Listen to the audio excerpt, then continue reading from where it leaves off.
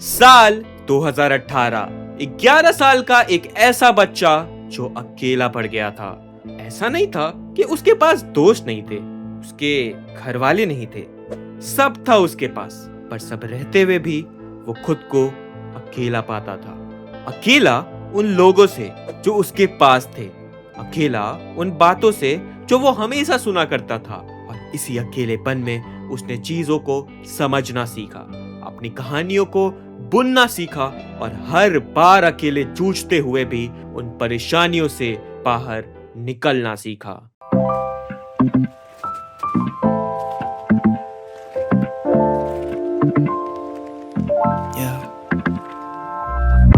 My guitar, a lesser town. I drew my heart a Leno wall, but I felt things were better now. I belong in your arms. Got a paper cup full of wine. I played a Charles Bridge on the side, with your hand resting under mine. Hope I'm not so out of line. Your point of view different.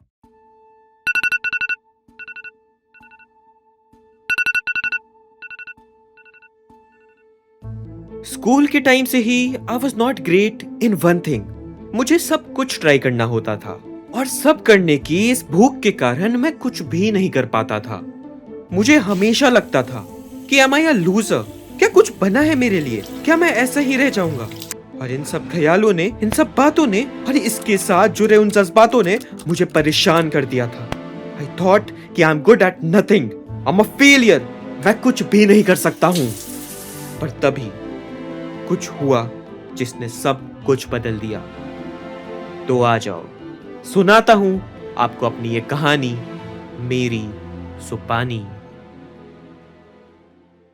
आप सभी के schools में भी competitions तो होते ही होंगे, जैसे कि essay writing, letter writing, speeches, debate, जिसमें आपको अपने स्कूल और क्लास के बच्चों के साथ compete करना होता है।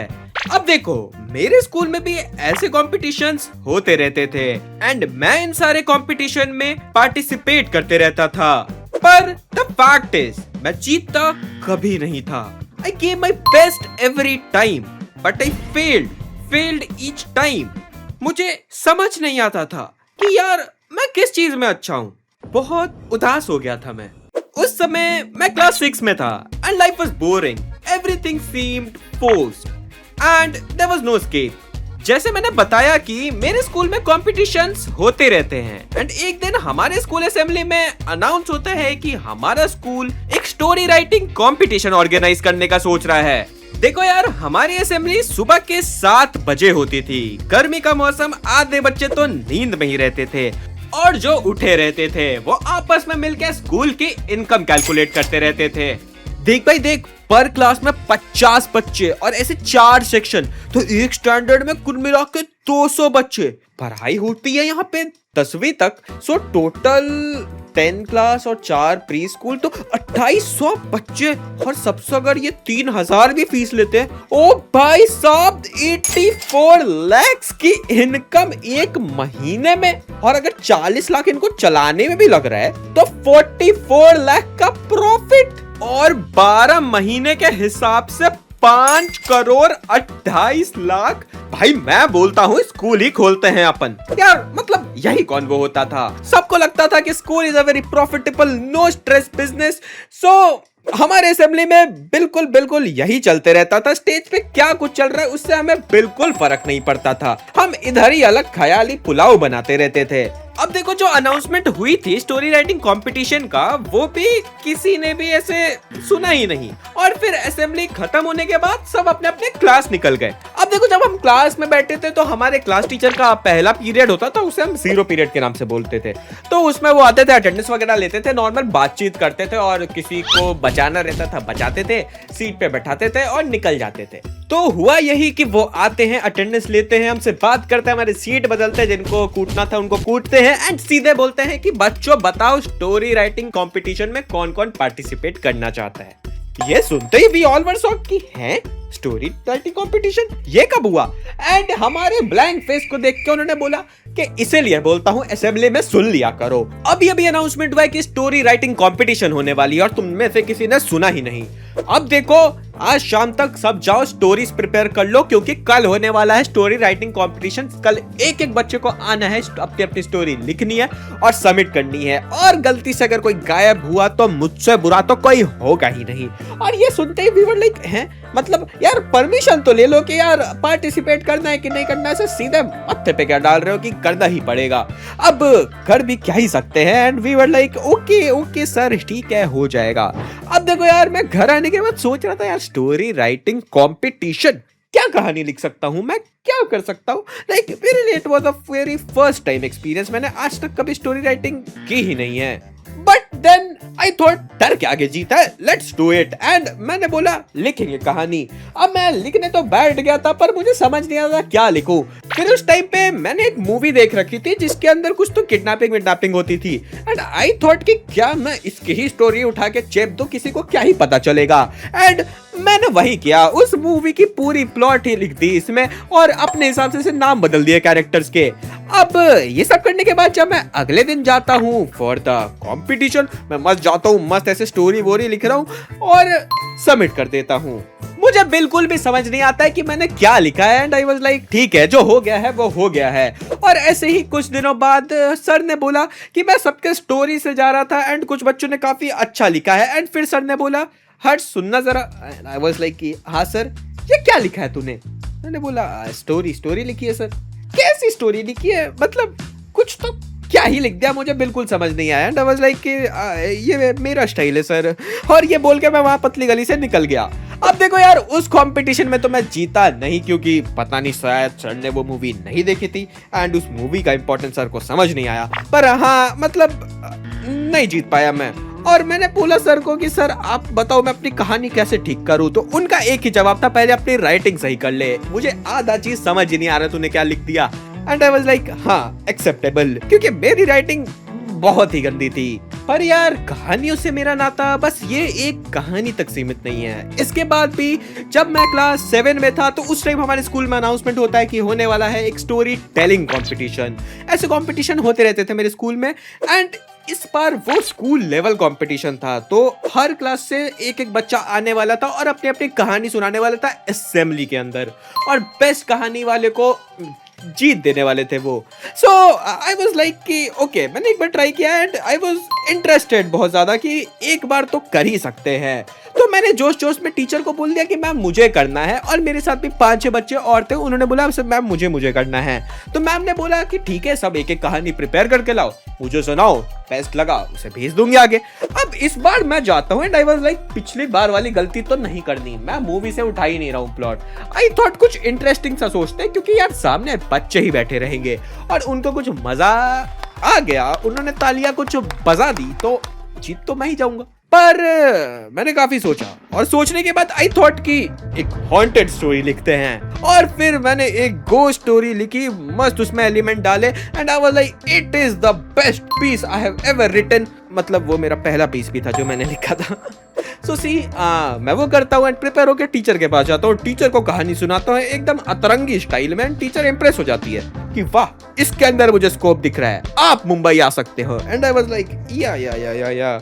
लेकिन मैं बताता हूँ, बाकी जो बच्चे थे उनकी स्टोरी वर वेरी ऐसे राजा मंत्री चोर सिपाही भालू टाइप। सो मैम को मजा नहीं आया, पर मैंने हॉरर स्टोरी सुनाई। मैम वाज लाइक बेटा आप जा रहे हो हमारे क्लास से असेंबली के अंदर। देखो जोश जोश में मैंने बोल दिया था कि मैं चला जाऊंगा, पर यार असेंबली में जाके पूरी कहानी, पहले तो कहानी याद करनी होगी, लिख दी है पर मुझे याद नहीं है, और उसके बाद सबको सुनाना होगा, उसमें एक्सेंट डालना होगा, उसमें ये डालना होगा वो डालना होगा। एंड आई वाज लाइक कि कैसे करूंगा। और फिर मैम ने मेरा धीरे धीरे प्रिपरेशन भी स्टार्ट किया, क्योंकि मैम को भी चाहिए था कि हमारा क्लास ही जीते। वो मुझे हर दिन शाम में मतलब क्लास खत्म होने के लगभग पहले ही बुला लेती थी और मुझे बोलती थी स्टोरी सुना। और मैंने मैम को वही एक कहानी 10 बार 10 अलग अलग दिन सुनाई है। सो यही होता है, मैं कहानी सुनाता हूँ और फाइनल परफॉर्मेंस वाला डे आता है। उस दिन मैं स्टेज पे जाता हूँ, चढ़ता हूँ, कहानी सुनाता हूँ और बच्चों को मजा आ रहा था। लेकिन अब मुझे उस टाइम तक नहीं पता था कि जजेस हमारे टीचर है, वो स्कोर दे रहे हैं एंड उन्होंने मुझे अच्छा स्कोर नहीं दिया, मैं नहीं जीता। एंड फिर मैंने पता करने की कोशिश की कि कौन जीता, तो मुझे पता चला एक बंदा जो आके जेस्चर कर रहा था हाथों से, उसे जिता दिया। And I was like okay, होता है अच्छे लोगों के साथ पूरा। सो देखो यार, यही हुआ। एंड तब तक मेरी स्टोरी टेलिंग के अंदर इंटरेस्ट ऐसे उठ चुकी थी। आई वाज लाइक ये तो बहुत फन है, आपको जाके कहानी सुनाना है, आप लोगों को देख रहे हो वो खुश हो रहे हैं, वो कनेक्ट कर रहे हैं, वो डर रहे हैं, इट्स सो फन। उसके बाद काफी साल तक हमारे स्कूल में कुछ ऐसा हुआ नहीं, क्योंकि कोविड वगैरह आ गया था एंड काफी चीजें हो गई थी। पर जब मैं क्लास 10 में आ गया, तो क्लास 10 में हमारे स्कूल वालों ने फिर से अनाउंसमेंट की कि एक और स्टोरी टेलिंग कंपटीशन होने वाली है, और ये कंपटीशन इस बार क्लास लेवल की होगी। हर क्लास में कंपटीशन होगा, जो जीता वो जीता। एंड आई वाज लाइक मुझे तो जीतना ही है, मैंने करना ही है ये कैसे भी। तो मैंने जोश जोश में बोल दिया कि मैं करूंगा, और फिर मैं मस्त जाता हूँ, कहानी लिखता हूँ। इस बार मैंने बहुत ही तगड़ी, बहुत ही मस्त, बहुत ही प्यारी स्टोरी उठाई थी। It was a love story and I was like इसको तो मना नहीं कर सकते हो, अगला अवार्ड तो मुझे ही जाना चाहिए। और ऐसे 8-9 लोगों ने किया था, तो मैं आया कहानी सुनाने एंड मस्त तरीके से कहानी सुनाने के लिए मैं रेडी था। मेरे जस्ट बगल में उस टाइम एक लड़की बैठी हुई थी, वो भी कहानी सुनाने जा रही थी, वो भी पैनिक कर रही थी, यार कैसे सुनाऊंगी पहली बार इतने लोगों के सामने। एंड आई वाज मोटिवेटिंग हर कि you can do it, it's simple. मैंने भी एक बार क्लास 7 में किया था। पर फिर एक एक करके सबको बुलाना स्टार्ट करते, सब जा रहे थे अपने अपने कहानी सुना रहे थे एंड इट वाज इंटरेस्टिंग। फिर मेरी बारी आई और मैं भी अपना कहानी एकदम ऐसे मजेदार तरीके में सुनाने लगा। और मैं जब कहानी सुना के आता हूँ, बैठता हूँ, मैंने उस लड़की से पूछा कैसी लगी आपको मेरी कहानी। उसने बोला वाह यार। आई वाज लाइक ऐसे मुंह पे नहीं बोल सकते आप, पर उसने फिर बोला कहानी बेकार थी पर तेरा सुनाने का तरीका बहुत तगड़ा था, मेरे को मजा आ गया। और उस टाइम हमारा वाइस प्रिंसिपल आके हमारे क्लास के अंदर ऐसे सब कुछ वो कैलकुलेट वगैरह कर रहा था एंड उसने अनाउंस किया कि द विनर इज एक लड़की, नॉट मी, मतलब एक और कोई तो लड़की थी, उसे फर्स्ट प्राइज दिया एंड सेकंड प्राइज मुझे दिया। तुम्हें क्या लगा मैं नहीं जीतूंगा? इस बार मैं जीत गया एंड सेकंड प्राइज मिल गया। आई was like oh yes let's go, पहला अवार्ड ऑफ द स्कूल। हाँ, मेरे को इससे पहले एक भी अवार्ड नहीं मिला था, पहला अवार्ड मिला था मुझे उस टाइम स्कूल से। एंड वो लड़की जीत गई, पता नहीं कैसे जीत गई, उसकी एक्सेंट काफी अच्छी थी एंड मेरी टूटी फूटी एक्सेंट के कारण मेरा फर्स्ट प्राइज टूट गया। कोई ना यार, जीतना तो जीतना होता है, फर्स्ट सेकंड तो लगा रहता है। सो उसके बाद सर ने बोला कि मैं कल सर्टिफिकेट एंड मेडल्स दे दूंगा सबको। एंड आई वाज लाइक ये जीत गया मैं। एंड उस टाइम से मेरे अंदर इस स्टोरी टेलिंग और राइटिंग का ऐसा कीड़ा आ चुका है एंड मुझे मजा आने लगा है इस चीज में। अब यार इस चीज में बस मजे वाला फैक्टर नहीं था कि मैंने स्टोरी टेलिंग स्टार्ट की। देखो यार, मेरे लाइफ में काफी बार ऐसे इंसिडेंट्स हुए हैं जिसके ऊपर मैंने वीडियोस बना रखी है। मेरे चैनल के पहली वीडियो, दूसरी वीडियो भी उसके ऊपर है। उस टाइम मेरे साथ गलत हुआ, मैं गलत था भी नहीं, तो भी मुझे गलत प्रूफ करके मुझे फंसाया गया। एंड आई वाज लाइक मैं लोगों के सामने अपना पॉइंट रखूंगा, आई विल प्रूव कि मैं सही था। एंड उस टाइम मैं स्टोरी टेलिंग वीडियोस देखा करता था। उस टाइम मेरे अंदर ऐसा आ गया था कि मैं फ्यूचर में कभी करूंगा और करूंगा करते करते मैंने 2-3 साल बर्बाद किए। मैं सोचते रह गया क्या करूं, पर मैं ऐसा ज्यादा कुछ कर नहीं पाया। लेकिन जब मुझे मौका मिला तो मैंने बोला मुझे करना है, मतलब करना है, और मैंने किया। But the main thing is कि बस ये story writing competition, story telling competition, इस कारण नहीं मैं बना रहा हूँ स्टोरी टाइम्स। बचपन में मेरे पास काफी कम दोस्त थे और इतना कोई अच्छा दोस्त नहीं था जिससे मैं अपनी सारी चीजें शेयर कर सकूं। मैं घर पे भी मोस्टली अकेला ही रहता था। सो इससे बाहर निकलने के लिए मेरे साथ जो भी किस्सा होता था, जो भी अच्छा होता था, जो भी बुरा होता था, मैं उसे कहानी बनाता था, खुद को सुनाता था, लिखता था and it was a escape for me. अभी भी जब भी मैं अकेला फील करता हूँ, मुझे बुरा लगता है, तो मेरी खुद की कहानियां ही मुझे हेल्प करती है इस चीज से बाहर निकलने के लिए। इसलिए ही जब भी आई थॉट कि I am good at nothing, I am a failure, मैं कुछ भी नहीं कर सकता हूँ, मुझे हमेशा याद रहता था कि मैं हर्ष हूँ, मैं हर्ष हूँ। और अब बस मेरा एक ही गोल है कि आप सब जो भी ये वीडियो देख रहे हो, कभी भी जब बुरा फील करो, कभी भी किसी बैड फेज से गुजरो, तो आप मेरे वीडियोस देख सकते हो, मुस्कुरा सकते हो और मेरे कहानियों से, मेरे गलतियों से सीख सकते हो और सही कर सकते हो। That's it.